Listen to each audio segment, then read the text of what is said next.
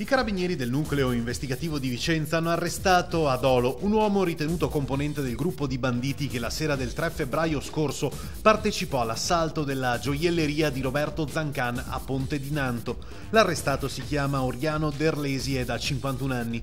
Nell'assalto, come è noto, uno dei banditi, Albano Cassol, venne ucciso da un colpo di fucile sparato dal benzinaio Graziano Stacchio, intervenuto per difendere la cassiera asserragliata nella gioielleria. L'arrestato sarà trasferito a Vicenza per essere messo a disposizione della Procura Berica.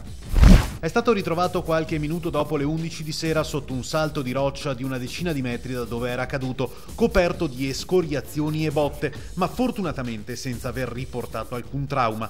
Protagonista della vicenda, un 74enne escursionista di Chioggia.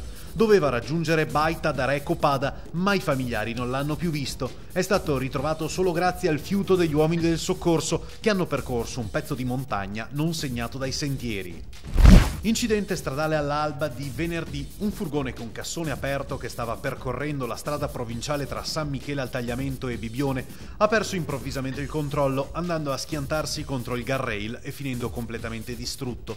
Lo scontro è avvenuto all'altezza della località Cesarolo.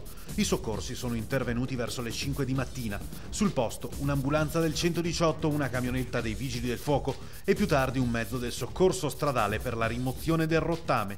L'uomo è stato portato all'ospedale di Latisana. Ha cercato di mettere le mani su un mini frigo pieno zeppo di lattine. I suoi piani però sono stati mandati a monte dall'intervento dei militari del nucleo operativo radiomobile di Mestre.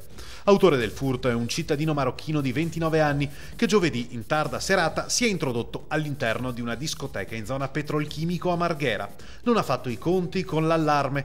Il proprietario ha subito allertato le forze dell'ordine che hanno arrestato il ladruncolo.